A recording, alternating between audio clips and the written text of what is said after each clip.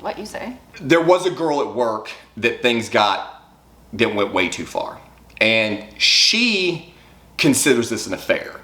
What's up YouTube, I'm Mike and this is my wife Sarah, and tonight we're back with part 2 of what it's like living with someone who uses steroids. So yesterday after we shot that video, we started talking, and actually while I was cutting it together, and Sarah created a whole list of topics that she felt like would be good to touch on. So today what I'm gonna try to do is let her go through her list. I'm gonna shut the fuck up a little bit and let her do more talking. I'm gonna try to.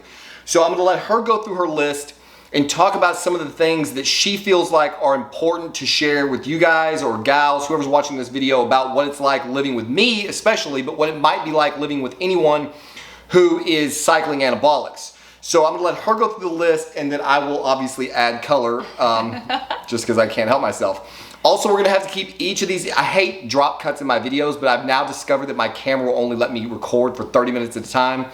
So when we get close to that mark, then we'll shut it down and come back. So, what do you have on your list?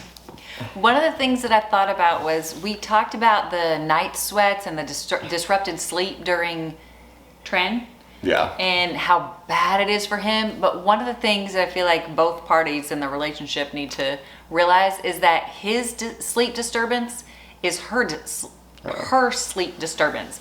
So like, there's a lot of that where when he's up and doing the death roll with the covers and he's sweating all over me all night, well, that's keeping me awake too. So the next day, not only are we dealing with transgression and, you know, lack of sleep, irritability, all of that for him, but I'm shorter too. Like, I have a shorter fuse too. And I feel like that's a really important thing to remember. Another thing that came up for us. Are you still on sleep disturbance? No. Okay. So on the sleep disturbance, she mentioned something that I'm curious if anybody else experiences this. I, for whatever reason, cannot sleep on my back. Just a thing. Like, I always sleep on my stomach.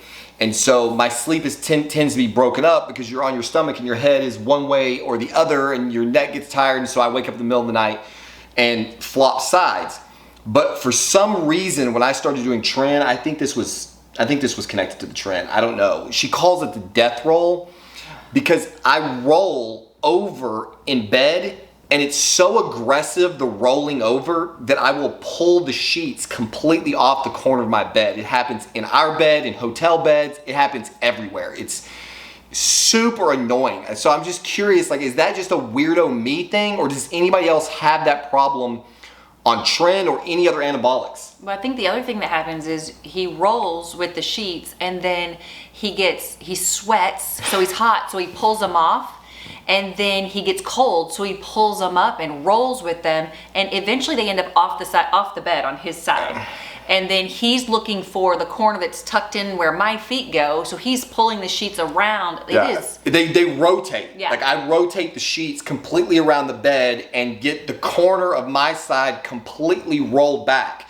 So we have a mattress cover on top of our mattress because someone is a squirter, and so it destroys the mattress. And so the mattress cover is like this, I don't know what it is. It's some kind of, I don't know what it's made of, but it's not comfortable to sleep on. So I will wake up in the middle of the night and my face is like sliding off the pillow onto this fucking mattress cover. Almost like a terry cloth feel. Yeah, it's super annoying. So in the comments, if anybody else is like a crocodile death roller in bed, it'd be good to know about that. The other thing about our sleep issues is that, you know, Mike's busy, what seems to be barely sleeping all night long, and I'm a bad snorer. So I snore really badly, apparently. So does he, but his doesn't keep me awake.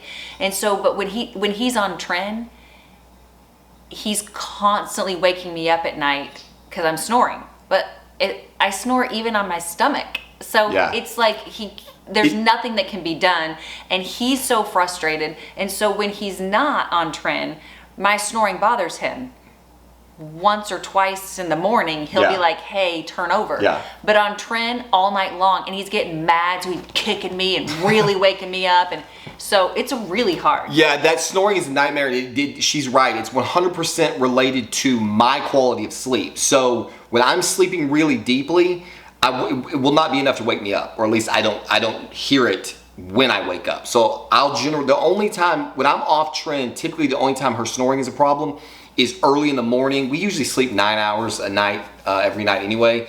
And so early in the morning when I've really slept as much as I need and I'm not as deep in sleep, that's when her snoring will bother me. On Trin, it is near relationship ending. That's one of the reasons I have a bed in another room, because I'm already so lightly sleeping, and then she will snore and it'll wake me up and I'll poke her and then she'll stop for a little while, I'll fall back to sleep and it's like she's snoring again. I've tried earplugs, different kinds of earplugs, and the earplugs seem to cause, I don't know if it's infections or what, but then I start getting this watering sound in my ear. It's a total nightmare. And that definitely is massively less of a problem when I'm not on Trin. So if you have ideas for snoring too, the Breathe Right strips don't work. Maybe we need to get you a CPAP. That's not really for snoring, is it though? That's hot. Yeah, we'll get you a mat. I'm not wearing that. I know a lot of guys talk about that. I have had people in my comment section asking about the size of my neck. I don't know what you guys are talking about. I think I have a small head. I keep saying that in the answer. I don't do anything for my neck. So I don't know. Are you guys talking about my traps or like my neck itself? Does that look big to you? It's a hell of a lot bigger than when I first got with you, so I don't know. So I guess it is growing. I don't know what causes that. I have no signs of sleep apnea, and even if I did, I would rather die than try to sleep with one of those CPAP machines. Like, that's not happening. I will literally die before I wear that. So. Well, okay. Anyway, moving along. Something else we have encountered because we're traveling a lot is when Mike's on, there's so much stuff. There's so much gear. Some of it has to be cold. Some of it has to be room temperature. Some of it can't be sloshed around. Some of it needs to be, we got all these needles of different sizes, and we got all these alcohol wipes and various things. And so we have to, I'm trying to consider, okay, we need a bag that has, the cold stuff in it to make sure it gets to this, and that the needles aren't where the kids are going to find them when they're looking for something they need. And he takes care of most of that, but that's constantly in my mind. I'm thinking of it from the perspective of the kids and him not getting somewhere and being mad because something is broken or something is, ruined and he can't get what he needs.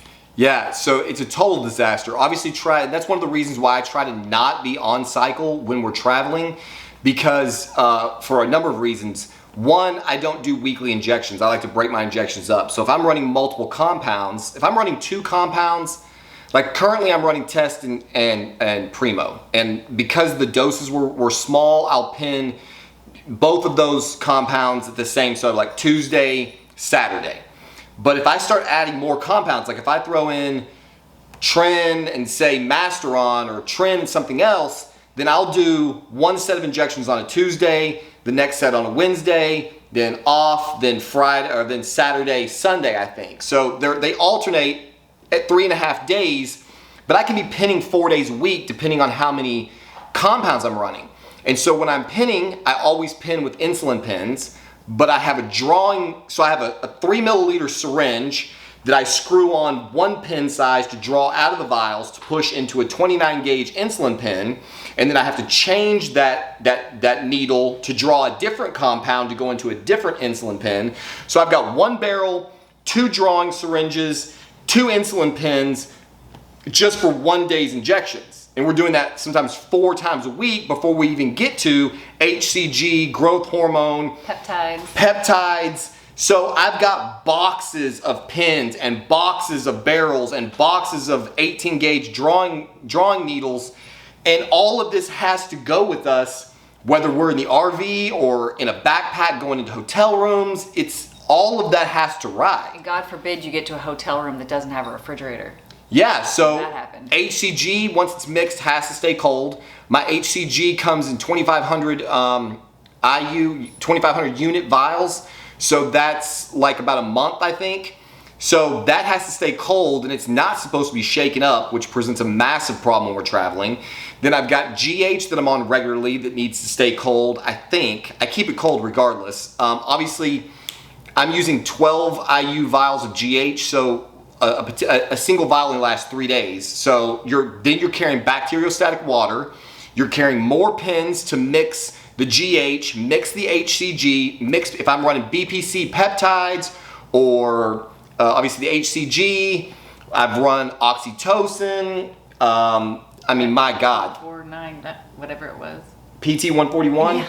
I mean, dude, I'm tried always it all. experimenting with something. So it's just like a pharmacy of all kinds of peptides. And so just like she's saying, the needles and all of the accessories that are required to maintain that is an entire job in and of itself. It's insane. That's something to think about when you think you're going to start steroids and you're like, oh, I'm going to run a little test. Okay, well, you're either going to run a little test and never do steroids again, or you're going to run a little test and before long you're going to be me. So you have to prepare for that. Once you get into this lifestyle, it owns you. It takes so much time. We recently discovered The Walking Dead because we're so far behind. But one of the things we talked about, like what in the end of the world, what would be like the worst? And one of the things was like, how do you get all your gear? How do you get even your TRT? Like, what do you do about that? Yeah, I swear to God, like I want to learn to synthesize these compounds myself. I need to learn to homebrew. I get guys in the comments every once in a while asking me if I've homebrewed. I never have, and the only reason that I haven't tried that, because I love chemistry, is I'm just scared of not being able to get it sterile. If there's somebody who's an expert in homebrewing and wants to give me like a little crash tutorial, I would definitely be interested in that, because I'm not like a prepper by any means, but I definitely think that the apocalypse could be around the corner, whether it's nuclear holocaust, any number of things. And that's scary when you think about the fact that when you start using steroids, like my body is shut down. I have not been without an injectable compound in 3 years. So when I come off blast, I'm on TRT. If there were to be an apocalyptic scenario, I mean, I've got a backstop. Don't get me wrong. Like I've got a bunch, but it's not gonna last forever, and that's scary to think about. Well, now that you said you have a bunch, you'll have to protect it from all these guys who will be the ones to get it. Yeah, so it is what it is. Stay away from my compounds. Something else that has affected us some is that when you were using what was it for the Repenerol? Oh yeah, so when I was trying to control prolactin, progesterone on the trend, I couldn't get a hold of Caber, and I had read a bunch of bad shit about Caber. So I was using a drug called Repenerol, which my psych doctor was writing me for restless leg syndrome, that was supposed to help control progesterone. And it has the curious side effect of causing compulsive gambling, causes compulsive behaviors. In me, I've never been a gambler. It says that on the package. Yeah. May cause compulsive gambling. And my therapist told me, he was like very clear, like this is not a joke.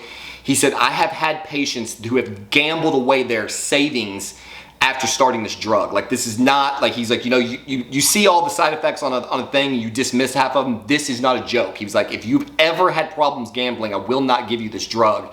And I'm like, no, I have never been a gambler. I bet on March Madness like once a year. Like that's my whole gambling routine. But should the makers of Repenerol see this video, you must add to your label, may cause excessive Amazon shopping. It causes compulsive, degenerate levels of shopping. Like I was blowing so much money. Thousands of dollars on Amazon. And half the stuff that we got ended up going back. But it was it wasn't. It was everything. I would buy her shoes, clothes, electronics, crap for the kids. The kids aren't even asking for anything. Like I'm just laying in bed at night, just like browsing Amazon when I was taking that Repenerol was what was like my Twitter. Like now I just compulsively read Twitter. I used to just go on Amazon and just shop. And like I would take my Ambien and then I would put stuff in the cart. Like I would think I'm gonna buy this and I'm like, no, I shouldn't spend money on that. So I would just put it in like a list or in the cart. Then I would take my Ambien. My Ambien would knock out my inhibitions. I would wake up the next morning to Amazon orders that were hundreds, sometimes thousands of dollars. Amazon was here every day. Multiple times a day, sometimes. And they're like, and then it comes up on Amazon because they get you with they would get him with the like suggested stuff. Oh God. And he would be like, I mean, he's buying me like tons of like makeup brushes that I didn't need. The number of clothes that I have in there that still have the tags on is outrageous because I haven't even had a chance to wear them. It's like I could wear something different every day of the week, and I'm not a shopper. Stuff that you never even like. I mean, like ball gowns. I was buying Flower girl dresses for my daughter. On my channel, there's actually a video of my little girl in some of these extravagant flower girl. I would just see these dresses and go, oh, that looks cute. Buy that. Like, it's insane. Just running up credit card debt, like out of control. And she thought, like our little girl thinks that that's just normal. So what you do is, if you want something, you just go and tell daddy, oh, I saw this thing, because then it's going to come in the mail the next day. That's it. Like, she would tell me, and I would be so excited for somebody to tell me they wanted something, because the other thing I'll do is I'll compulsively research, like, what's the best of this thing to buy. Dude, I could talk about this all day. Y'all don't care about this. It's degenerate levels of compulsive shopping. Do not take Repenterol if you have any bit of that in you. And besides, the Caber is so much better. Well, and as your partner, like, I had to be so careful about ever saying, oh, that I saw this thing, because it was going to show up at the door. So there's that. Yeah. I'm not complaining. Yeah. Thank you. Oh, yeah. Something else we didn't talk about yesterday was the GH. Yeah. The GH, I don't love the GH compound. It messes with his, we talked about the hangry last time, I think, and his blood sugar on any regular day when he's on nothing like that's ever happened, is always up, down. Like, it's always been a problem. And then with the GH, it was scary. Wasn't it the GH that was causing that? Well, or was that the trend? The trend causes the sugar crashes. Oh, okay, it was the trend. Yeah, so like, the way I sold her on GH, because I'm always like telling her I'm going to run some new shit, and she of course knows all the side effects, or she knows most of the horror stories. So I tell her GH, and she thinks I'm going to turn into Dave Palumbo, which is like the giant, looking distended gut. And we know some guys at the gym who have that effect. Like, the one guy we know closely at the gym has a very distended abdomen. I believe that that's caused by a combination of large amounts of GH and insulin, which is what I promised her I was not going to do. So what I did, though, I was using Tren, and it was causing catastrophic sugar crashes. I read that GH will raise your glucose levels, and so I use GH to help balance out my blood sugar when I'm running Tren. And now I use GH because I love it. It makes me feel 10 years younger. But yeah, it causes a lot of problems. In fact, I just made a video recently where I jumped back on GH at 4 IUs a day, and my resting pulse shot up over 100. Thank you for all the guys in the audience who suggested that was caused because I started too high. You were in fact right. I dropped the dose. I killed it completely. I stayed off for a week. Then I got back on at 2 IUs. And I ran that for 4 or 5 days, and those numbers may be a little bit inaccurate, but I got back on at 2 IUs, and I waited until I stabilized on 2 IUs, and now I'm back on 4 IUs, and the pulse, that solved the problem. So that's definitely what caused it.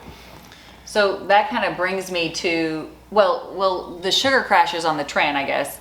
Yeah. That was really scary, because he's like, it was non-functional. And he'd be in bed a lot, and he'd be like, he's very dramatic. Oh, I don't think it's just the drama. Like, it's paranoia too that comes along with that too. And he's like, if I don't wake up because I die in a coma in my sleep because I have a sugar crash or whatever, like, and I'm in some kind of, what do you call it? Like a diabetic coma or whatever it is. Like, please tell Allison that I love her. And like, I'm like, so it was a lot of that was scary. It's like...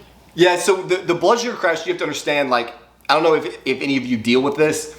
There are varying degrees of blood sugar crashes. Like, sometimes it just starts to get a little low, and I'll notice it because I get a little shaky, or I feel really thirsty or hungry, and I just kind of feel off. And usually I catch it in time, and I start drinking a Dr. Pepper, eat a little candy or something, and I can get it back in line. With the Tren, it will just fall off a cliff. And it crashes so rapidly, but that by the time I notice the first set of symptoms, it's too late. It's literally going to put me in the floor. Sometimes it makes me feel so bad that it mimics a bunch of other sensations, and I think part of what happens is it causes panic attacks. So the blood sugar will crash, I'll start getting really shaky, I'll get cold sweats, I'll get dizzy, and then I'm usually always on a bunch of shit, so then I go, oh God, am I having a stroke or a fucking heart attack or something? Then the panic will rise, which only makes it worse. And so then I'll go, oh, I have a blood glucose meter, and when I'm on trend, I wear that thing out. Like, I probably check my blood sugar 10 times. 10 is extreme, but I check it a lot. And then he's like, I'm not sure if it's right. Let's make sure this is right. Here, let me prick your finger. Here.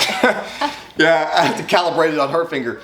So when the blood sugar crashes, it takes, I have to get 15, 20 grams of carbs in, and then it's just a waiting game. It takes 15 minutes usually, and I'll just be laying on the floor. The worst part, however, and this is the thing that I hate the absolute most, if your blood sugar crashes while you're in the middle of a marathon sex session, it will knock your dick in the dirt. And that is so frustrating. Sometimes when I'm in the middle of a trend blast, well, not sometimes, I keep candy by the bed. And so if we're having sex for any length of time, I would be carbing up in the middle of sex, trying to keep it going. It's like going right along and eating Twizzlers. I have definitely been just mid-stroke, just chomping on Twizzlers like a fucking walrus. I just close my eyes. Yeah, it's real attractive, I'm sure. I can only imagine what this must look like from her fucking view. That's too much information. We should have shot this for our OnlyFans. By the way, we're not doing OnlyFans anymore. That page is still up. I put the cost of our OnlyFans at like 40 or whatever the highest is. It's like $40 or $49, thinking that nobody would subscribe at that level. And I even put in the description, this is a troll account. Like, there is no nudity here. And once a month, somebody subscribes anyway. So if that was one of you guys, I apologize, but you should have read the disclaimer, and there is no porn of any kind on that OnlyFans. So if you pay $50 or $40, whatever it is, you're gonna see a bunch of pictures of me fishing. So don't do that. If we bring it back though, no. I will tell you. And you know why he's thinking that is because he's thinking about going back on the trend. Because that causes that shit. That's that. Hello. Too much. Well, little kitty. Yeah. I feel like there was something else I was gonna say about that, but I forgot. So, the sugar crashes. Yeah. Oh, because, as his wife, I'm like Googling and trying to figure out, how can we avoid the sugar crashes and what can we do? And I'm like, okay, it says, you don't want to just slam a Dr. Pepper. You want to like try to keep it steadier. And he's like, he's a god, I'm a peasant, what do I know? Yeah. And so add to that, like the number one thing he needs to do is get off the trend. That's what's gonna make it go away. And so that's not gonna happen. And then Quitting is for quitters. Yeah, so he just continues to do exactly what, the Google Docs say. I do exactly the opposite. Do not do this, it'll make it worse. And that's what he does, so. And and what are you gonna do? Like, you're bodybuilding, you're bulking, so you're eating shit tons of simple carbs. So it's just a roller coaster. And the thing that I have found, if there's anybody in the audience who struggles with this, fructose, like corn syrup, like fucking sodas, seems to be one of the best things at maintaining blood sugar. I don't know why that is, but if I'm just sipping on Dr. Peppers all day, then my blood sugar usually stays in line, which is why I need to get like what I should do when we have sex? I should get one of those Camelbacks with like Dr. Pepper in it. Yeah, that's real. Then I can just pump and drink. Also, what might not help is eating powdered sugar donuts every time you death roll at night. Yeah, I ate like 6 powdered sugar donuts overnight. Well, I made a video on this. I ate Miss Bear's powdered sugar donuts, and I drink. Wait, no, stop it. Sorry, the cat. Everybody who does YouTube and has a cat, they're always yelling at their cat in the background. I eat the donuts and I drink Isopure protein at night. So I basically have a midnight meal. And yeah, that doesn't help either. So we got 4 minutes before we have to cut to commercial break. Well, the other thing that I was going to mention was about the other health issues, like your heart rate and your blood pressure. And it's like when he's on anything, just about, it's constant. He's so, I guess it's I'm a different. hypochondriac. Yeah. And he's so Paranoid, paranoid. hypochondriac. These are all the things that if you have these issues, don't do any of these compounds, use any of these compounds, but he's always looking at his watch. Yeah, I don't have it on my Fitbit. I'm always looking at it. Checking like his heart rate, and then he's doing like his blood pressure all the time. We got this cuff, and then this one's too small, and his arm got too big. So now we got these wrist cuff, but it's different on this arm. So now Sarah, you sit down and you do it. Make sure you're holding yourself just like I was holding myself, and we're always testing. And then he's freaking out. He always thinks he's about to have a heart attack, and so I have this. I am not a hypochondriac by any stretch. In fact, I err on the other side. And so I'm always like trying to balance, like, okay, maybe something could be wrong. But if I give him the slightest, maybe you're right, then he might go off the deep end and I'll be spiral. like, so I gotta be really careful. But if I'm not sensitive at all, then he's like, I'm gonna have a heart attack and you don't even care. Like, you're fucking cheating on me, aren't you? You're just waiting for me to die. You don't even give a shit about me. Yeah, that's the thing. Like, I'm a massive hypochondriac, and so when you guys get in a comment section and you're like, well, man, maybe you should think about this, or you should look into that, or you should get your heart checked. Like, again, I'm always saying, don't follow my example. I'm a bad example of how to safely do this because it's a battle for me. So I get caught up in my hypochondria, but I don't want to do anything about it. Like, I don't want to stop taking the compounds. And so then I just tell myself that it's not really an issue. Like, I very well may have a heart issue right now, but I don't want to find out that I have one because then it's going to be a lot harder for me to justify continuously doing things that are going to kill me. So I just would rather not know. And so the worst part, and she and I have had this agreement, it's like, okay, you either need to go to the doctor or shut up complaining about it. Like, you can't complain all day, oh my God, I think I'm going to die, but then keep doing shit and not go find out. Like, you gotta decide, you gotta go one way or the other. And if she starts to think something's going on, then yeah, I can definitely spiral. And that all depends on what compounds. Some are worse than others, and it's all over the place. We're gonna cut this right quick right here, and then we'll come right back after these messages. All right, so we're back, and what do you have next? One other thing that seems to change that I was completely... I haven't seen this list yet, so this is all off the cuff for me.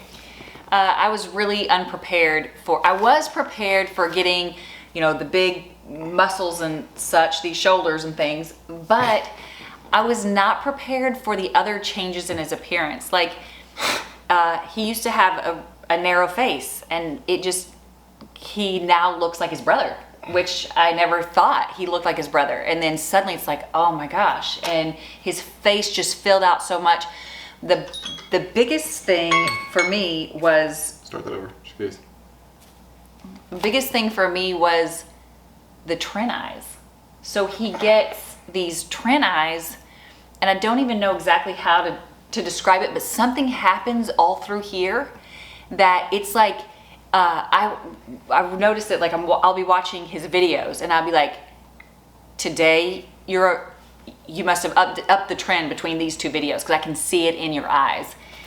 Yeah, if you go back and look at any of the videos that I shot talking about trend, you can pretty much tell. It is bizarre. It's almost like raccoon eyes. If you look on the side of my face right here, on the sides of my eyes, the skin is just discolored. It's dark, and it usually runs in like little triangles coming away from the corner of my eyes.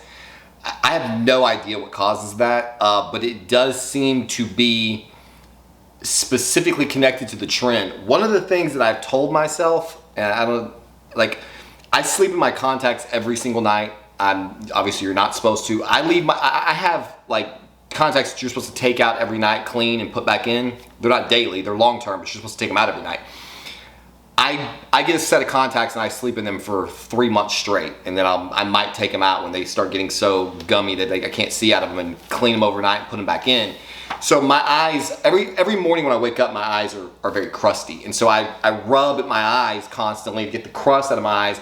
And so I've told myself, well, that's probably all it is. It's probably just like irritating the sides of my skin. Maybe it's because my skin is drier when I'm on tren. Maybe it's because you don't sleep, and instead of having bags here, you have bags There's here. no telling, but the trend is doing something, man. But yeah, when we've gone to bodybuilding shows and stuff, sometimes you see it on some of those guys up there. Not all of them, but sometimes you're like, oh my God, he's got the trin eyes.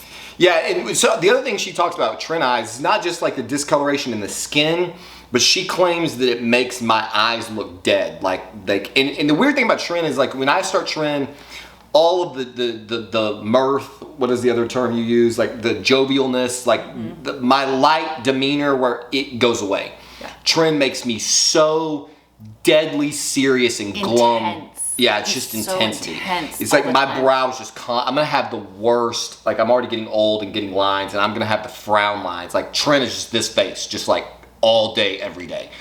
And so my eyes just look dead. Like I just look pissed off all the time.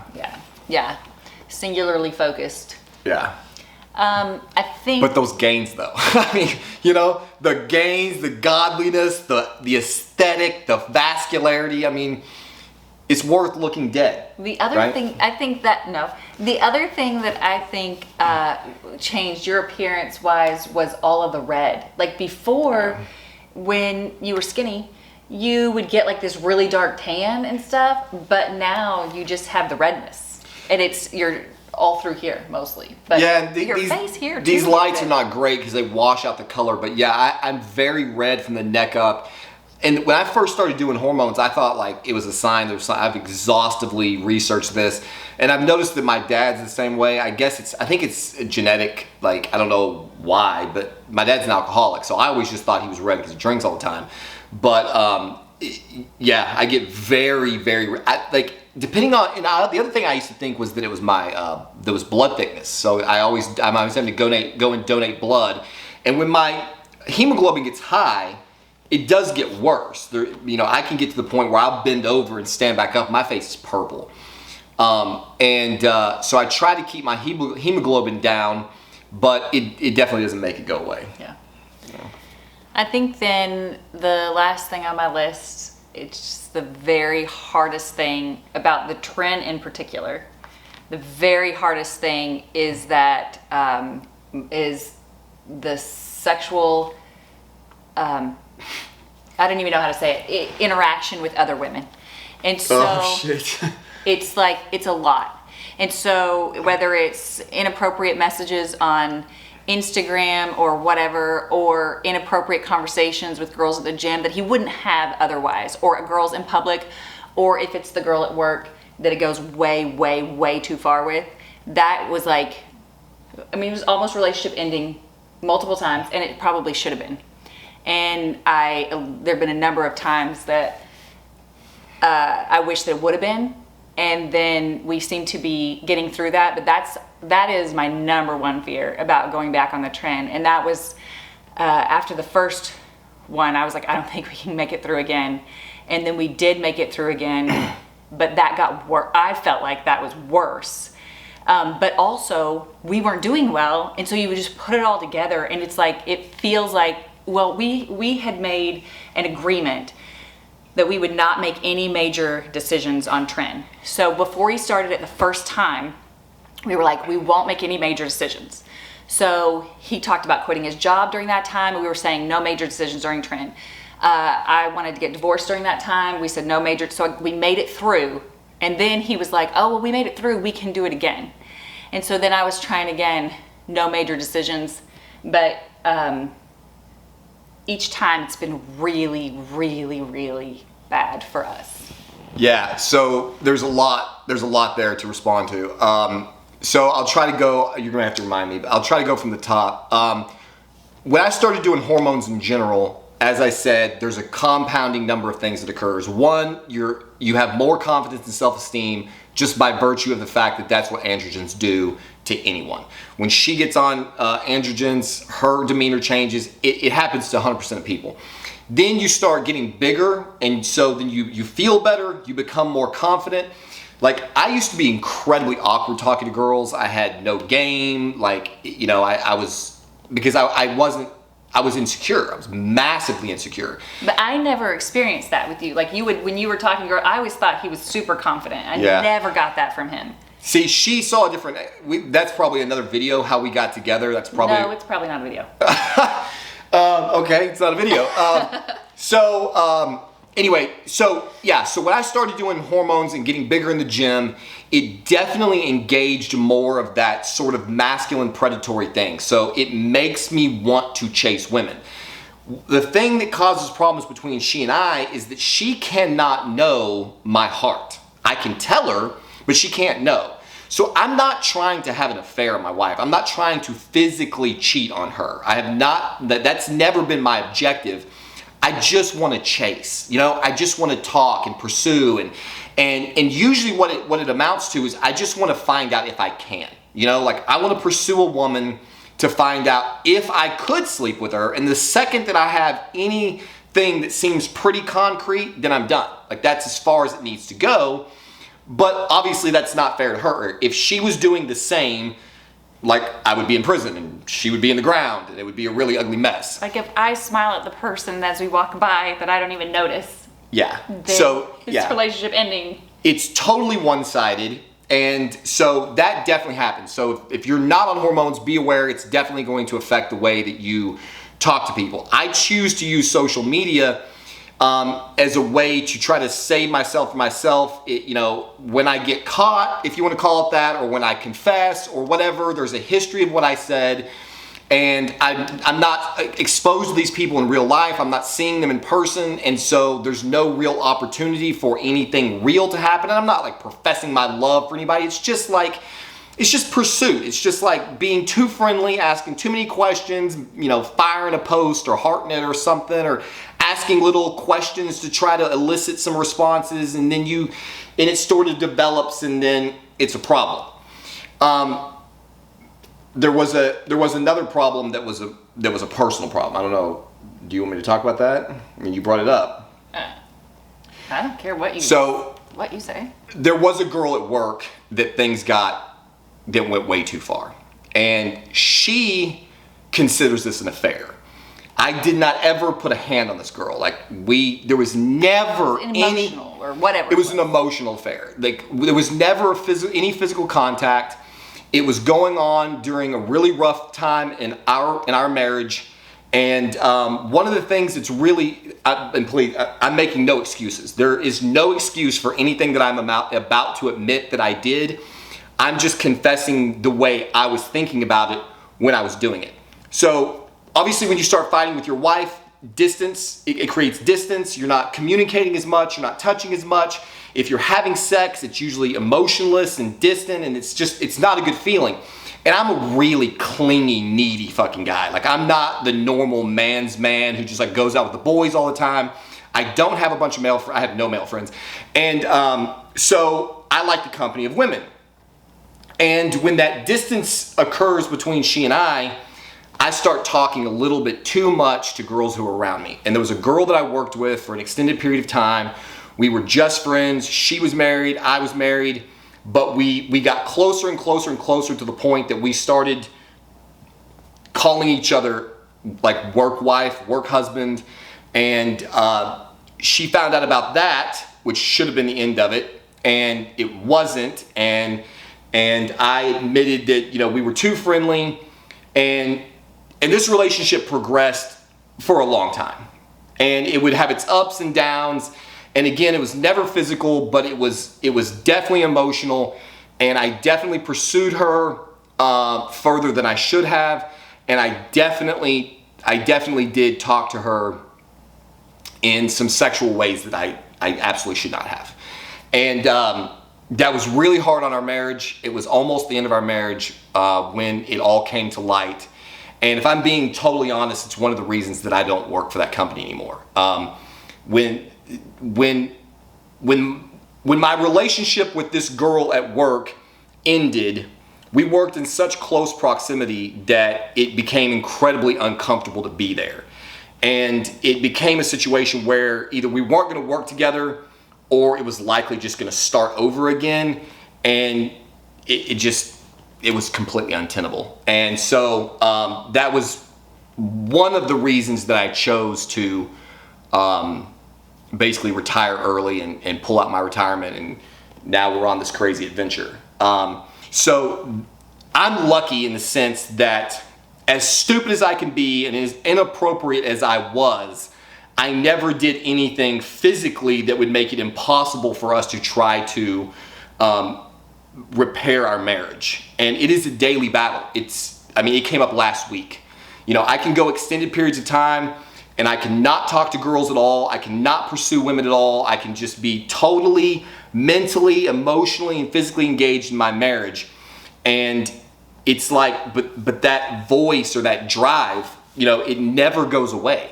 And when you're, you know, like one of the reasons that I do hormones is that I want to feel young. I want to be like a 16-year-old man trapped in a 40-year-old's body. And when you do that, like, it works. Like, I feel like I have the libido of a young man. I have the drive of a young man, the confidence, the aggression, all of those things. And so instead of feeling like a 42-year-old married, you know, husband, father of 3, I feel like I'm a teenager or a college kid that's trapped in this environment. And it can be a lot. And I have to be very, very, very careful about not letting it get too far. Sometimes I even out myself. Like I'll start interacting with a girl online and I'll tell her everything. Like I'll read all the conversations and stuff, and then I get to the point and she'll start going like, no, that's... He lies to himself for a long time before, I feel like, that's my opinion, before, you know, it gets somewhere where it's just obviously something more than it should be. Yeah, I always convince myself it's platonic, it's just friends, because it's not sexual, it's not physical. But the reality is that for women, you know, cheating happens in the heart way before it happens with the body. You know, I'm sure the things that I've said, you know, were far more damaging to her than things I might have done. And you can't take it back. You know, there's no do-overs, you know, like those scars, those wounds, they're just going to be there forever. And all I can do is try to not repeat the behavior and put as much distance as I can between those things that I did. And, you know. Which makes starting over on some of these compounds scary again. Yeah. So it seems like, to me, it feels kind of like courting disaster.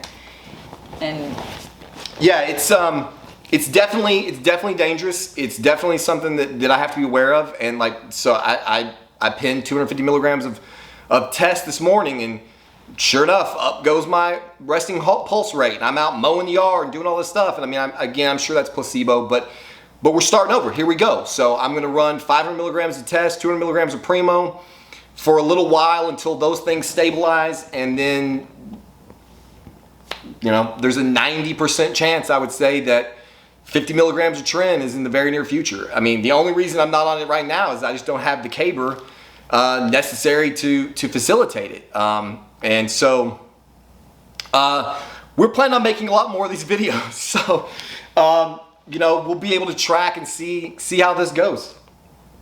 What else? That's all I got. All right, well, kind of shitty to end on a somber note. I didn't mean to get all emotional on you guys there, but we want you to see the reality. Like the problem with everything that, you know, so much in our lives, especially on social media, is all you see are the success stories. It's easy for her and I to get on in front of the camera and talk about all the pros. You know, we're doing the RV thing, you know, and like I didn't want to make the negative videos about the RV, because you always want to put forward this positive vibe.